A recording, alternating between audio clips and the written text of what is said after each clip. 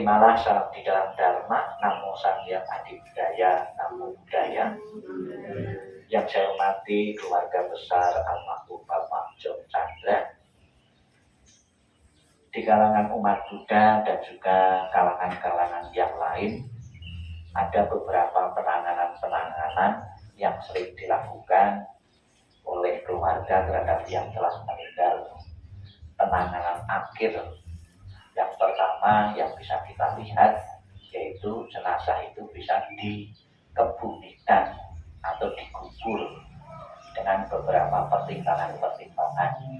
Kalau dikubur, pertimbangannya mungkin sudah punya tempat khusus, sudah pesan tempatnya, sehingga kalau tidak ditempati gimana lagi. Ada lagi sudah dibelikan peti, ya, bahkan ada juga yang kredit, ya. Ada lagi yang mempersiapkan diri karena tidak mau merepotkan keluarga, anak dan cucu, itu orang tua, itu biasanya ada juga beli peti sendiri. Jadi karena tidak mau merepotkan, juga harus dikubur. Kemudian juga pertimbangannya kalau dikubur itu keluarga yang ditinggalkan punya jejak, punya tempat untuk berkumpul di pusaran, di tempat kematian atau dikubur itu. Namun tentunya dari zaman mulai berubah, dikubur ini juga punya kelemahannya, yaitu ada yang mengatakan setiap tahun harus datang ke kuburan. Ya kalau di masa anak-anaknya masih muda, yang memungkinkan sekali tiap tahun itu datang, ya. Tapi kalau anak-anaknya lama-lama sudah usia, sudah tua, mau kumpul bareng juga susah juga, ya. Padahal kuburan tetap harus dirawat. Kemudian yang berada di luar kota, di saat masa Cingping itu, harga tiket itu boleh katakan tinggi sekali. Kalau mau datang PP ke Medan, ya, itu mau keluar kota, ya, pas Cingping, ya, itu biasanya harga tiket mahal sekali, ya. Kemudian juga kelemahannya kalau dikubur itu tempat tinggal yang hidup saja sudah sempit, sudah susah, ya. Kemudian geser-geser orang tempat tinggal yang sudah mati, ya, itu diambil tanahnya, digeser, digusur, ya. Itu ada beberapa kasus seperti itu. Kemarin saya di salah satu tempat di penitipan jenazah di Surabaya itu ketemu keluarga dengan yang mengatur itu ada 5 orang, ya. 5 keturunan, 5 engkong-engkongnya, ya, ini cicitnya itu mau membongkar, ya, membongkar kuburannya untuk dipindah, untuk dikremasi agar nantinya tidak merawat lagi. 5, ya, itu bisa Anda bayangkan 5 itu berapa biaya, ya, untuk bongkar itu saja. Kemudian juga saya kira, ya, ada beberapa 5 itu yang pernah saya, ya, tangani dulu itu ada 3 itu jadikan satu peti. Jadi satu peti kemudian dibakar, kemudian dilarut. Namun ada juga sekarang itu ada kepentingan juga. Ya, kalau 5 jenazah, 5 kerangka, kenapa kok dijadikan satu peti atau 2 peti? Kalau lebih baik jadikan 5 juga. Ya karena bisnis juga, kan penjual peti itu kan bisnis juga. Jadi beberapa kerepotan apabila, ya, jenazah itu dikubur, ya. Kemudian penanganan yang kedua yaitu ini cara ekstrim di kalangan umat Buddha tapi di luar negeri, di Tibet sana, karena di sana itu mau gali untuk kuburan itu susah karena tanahnya berbatuan. Kemudian jenazah itu mayat itu dikasih makan burung pemakan bangkai, ya. Biasanya kok ngeri sekali, ya. Ya tentunya kita pun tidak boleh katakan ngeri karena kondisi dan lingkungan juga. Toh kalau dikubur pun juga untuk makan cacing juga sebetulnya. Jadi itu dikasihkan makan burung pemakan bangkai, itu ada di Tibet. Kemudian yang ketiga dikremasi atau diperangkukan. Dengan diperangkukan ini ya itu jauh lebih praktis untuk saat ini dan yang akan datang.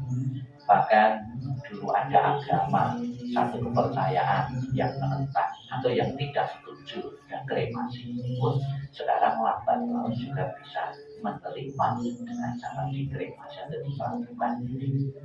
Menurut ajaran Sang Buddha, dikremasi itu lebih praktis. Kenapa? Pengembaliannya unsur-unsur pembentuk jasmani manusia itu, dalam unsur kita itu kan ada unsur padat, unsur cair, unsur udara ya. Itu lebih mudah pengembalian ke alam semesta. Jadi kita ada unsur dari tanah ya, unsur padat langsung kembali jadi abu ya, jadi unsur tanah. Dalam diri kita ada unsur air, dengan dibakar langsung bentuk udara menguap, kan lebih praktis ya. Tuh. Kemudian juga dari segi kemelekatan, ada beberapa orang yang melekat terhadap jasmaninya sekali mati, itu akan boleh katakan menghambat atau tidak memperlancar untuk proses reinkarnasi atau tumbal lagi karena masih melekat terhadap jasmaninya ini ya. Gitu. Jadi dengan dibakar ini lebih praktis, dan apabila mendapatkan abu sisa pembakaran itu bisa langsung dilarung, dibuang ke laut ya, dikembalikan ke asal awalnya ya. Kemudian ada juga untuk sebagai kenang-kenangan keluarga yang ditinggalkan, yaitu disimpan di tempat penitipan abu.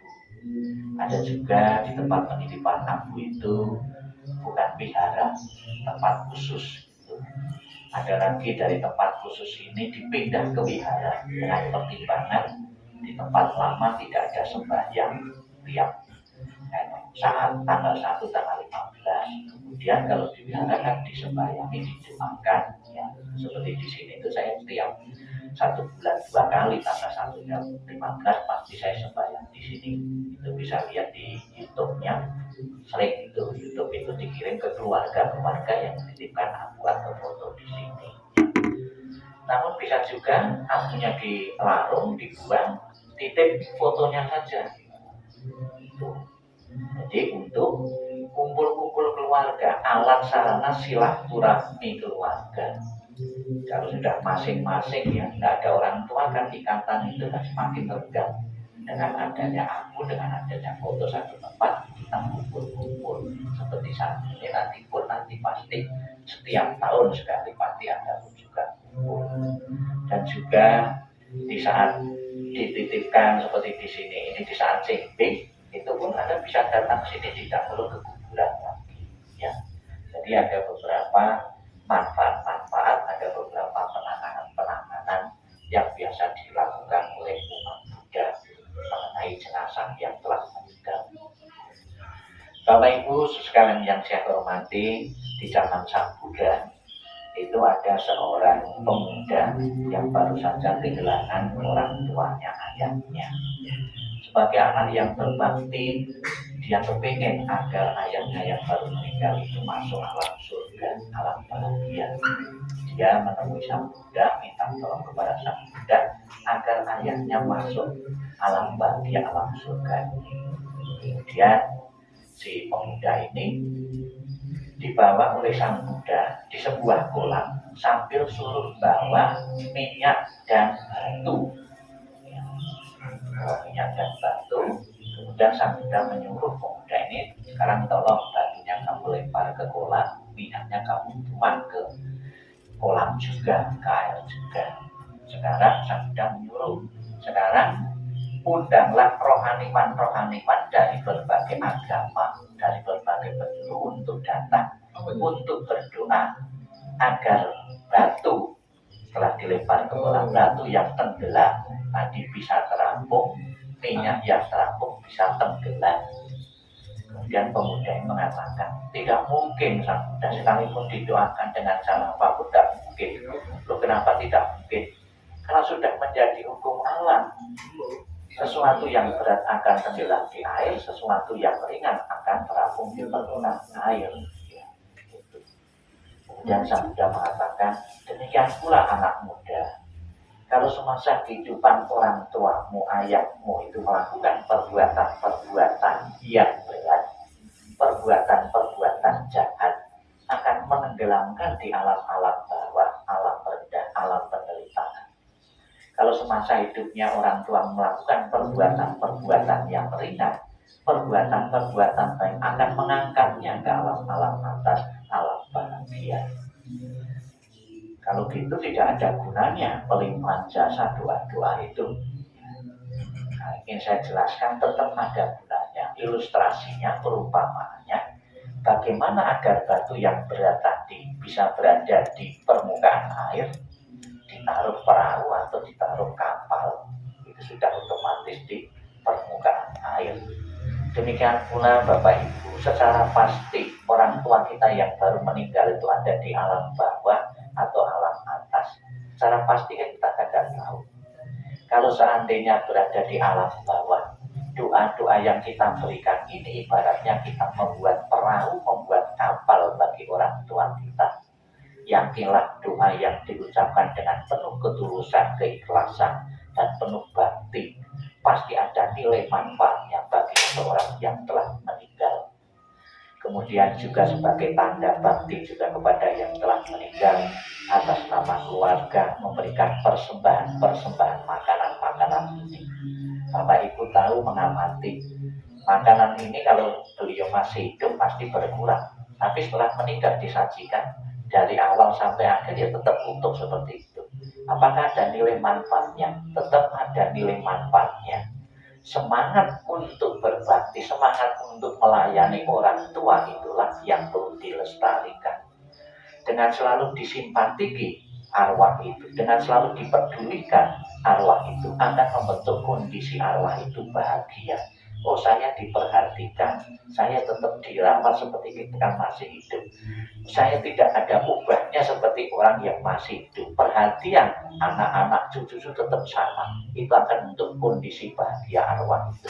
Kondisi bahagia itu tempatnya mana? Alam bahagia. Tapi sebaliknya, kalau seperti itu meninggal, anak-anaknya, putra-putrinya, ya semua berbuat jahat atau tidak akur. Itu akan mengkondisikan arwah mempunyai kondisi neraka, menderita. Jadi membuat neraka dan surga bagi orang tua kita sebenarnya gampang. Kalau kita membuat bahagia orang tua kita telah membuat surga. Kalau kita membuat penderitaan orang tua telah membuat neraka bagi orang tua kita. Ya, gitu. Kemudian juga ada di kalangan tradisi bahwa kita masih berpikir orang tua di sana itu agar hidupnya itu tidak keleleran, masih mempunyai tempat tinggal. Maka ada sebuah ilustrasi dikirimi rumah-rumahan agar di sana mempunyai tempat tinggal. Itu alam pikiran orang yang berbakti seperti itu. Bukan leleh-luweh begitu meninggal dan tidak diurus. Agar orang tua di sana itu kalau bepergian itu mempunyai alat transportasi, dikirimi pesawat, dikirimi becak, dikirimi mobil, biar tidak kesulitan di saat bepergian. Biar orang tua di sana itu tidak kecapean atau kepayahan, dikirimi pembantu, dibakari pembantu, dikasih nama juga biar nggak keliru manggilnya. Ada Yanto, ada Pak Ijo. Agar orang tua di sana itu tetap sejahtera, dikirimi uang-uangan. Jangan sekali-kali bakar uang asli. Uang aslinya disimpan saja, uang-uangan boleh miliaran, triliunan boleh dibakar. Kita masih berpikir agar kehidupan di alam sana orang tua kita tidak kekurangan. Ini kan tanda bakti, tanda hormat kepada orang yang telah tiada. Sebab kita semua kan belum tahu di alam sana, belum tahu toh. Tapi Sang Buddha tahu. Setelah beliau mencapai penerangan sempurna, bisa meneropong, bisa menerawang, melihat makhluk-makhluk leluhur di alam sana itu membutuhkan ya atau tidak. Nah, di sini tadi Sang Buddha mengatakan yang di awal tadi, demikianlah mereka yang berbelas kasih, memberikan kerabatnya minuman dan makanan murni yang berlimpah tepat pada waktunya. Semoga ini semua menjadi milik para kerabat, semoga mereka berbahagia. Nah, kemudian karena di sana tiada pertanian, tiada peternakan, tiada perdagangan, tiada transaksi jual beli dengan uang, maka dengan pemberian dari sini mereka yang telah meninggal dapat hidup di sana. Bagaikan air di bukit mengalir menuju ke bawah, demikianlah pemberian yang telah diberikan dari sini bermanfaat bagi mereka yang telah meninggal. Bagaimana agar persembahan-persembahan itu berguna dan bermanfaat bagi yang telah meninggal? Ya, padahal kan masih utuh, tidak berkurang. Nah, yang dibutuhkan seseorang yang telah meninggal ternyata bukan makanan fisik. Kebaikan-kebaikan yang diperbuat atas nama beliau itulah yang berguna dan bermanfaat untuk arwah beliau. Misalnya, makanan-makanan ini setelah dipakai persembahan jangan dimakan sendiri, kasihkan. Itu kan sebuah kebaikan. Nah, kebaikan atas nama beliau itu yang akan mengkondisikan arwah itu mempunyai kondisi bahagia. Ya, bagikan. Kemudian juga kebaikan yang kita lakukan bermanfaat bagi leluhur yang telah tiada.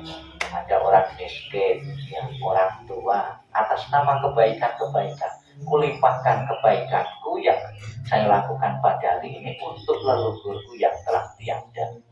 Semoga berbahagia. Itu tanda bakti kepada orang yang telah tiada. Pelajaran ini ternyata kalau Bapak Ibu mau menyimak beberapa agama, itu ternyata ada beberapa kemiripan-kemiripan mendoakan orang yang telah meninggalkan bukan satu agama saja. Ternyata di dalam agama-agama yang lain pun juga ada. Prinsipnya juga membantu perjalanan di alam sana agar lancar dan lapang dan bisa terlahir di alam surga bahagia. Memang di kalangan umat Buddha itu jarang memakai kata masuk surga, masuk neraka. Terlahir kembali di surga atau neraka. Sebenarnya perbedaan bahasa saja. Begitu seseorang itu meninggal bisa masuk surga, masuk neraka. Kalau di agama Buddha terlahir di alam surga, terlahir di alam bahagia atau alam penderitaan. Yang menentukan kelahiran-kelahiran di alam-alam berikut itu bukan belas kasihan seseorang, namun didukung oleh kebaikan-kebaikan yang pernah dilakukan semasa hidup seseorang ditambah pelimpahan jasa itu. Namun pada dasarnya pelimpahan jasa pun juga harus dirinya sendiri juga. Ya, gitu. Semoga dengan ditempatkannya abu jenazah almarhum Bapak Jong Chandra di sini dan juga kita iringi doa dan persembahan-persembahan ini benar-benar setelah melakukan kegiatan doa persembahan ini keluarga yang ditinggalkan putra putrinya merasa puas dan lega karena masih mempunyai kesempatan untuk menyatakan bakti dan hormat. Bapak Ibu meluangkan waktu, boleh katakan tidak ada 1 jam ini tidak seberapa nilainya ya, dibandingkan dengan pengorbanan dan kasih sayang yang pernah diberikan beliau untuk membesarkan Anda sekalian yang hadir di sini. Jadi kita pun hidup seperti saat ini dalam fisik maupun batiniah pun kita adalah warisan dari leluhur kita. Fisik kita pun yang jelas warisan dari leluhur kita. Dalam hal batiniah pun kita menjadi orang jujur, orang jahat pun itu juga warisan ya dari leluhur kita. Jadi orang jahat itu cenderung mewariskan generasi-generasi yang jahat juga. Orang baik itu juga mewariskan generasi-generasi yang baik juga. Maka jadilah orang baik agar keturunan kita itu menjadi orang-orang yang baik, dimulai dari diri kita sendiri ini.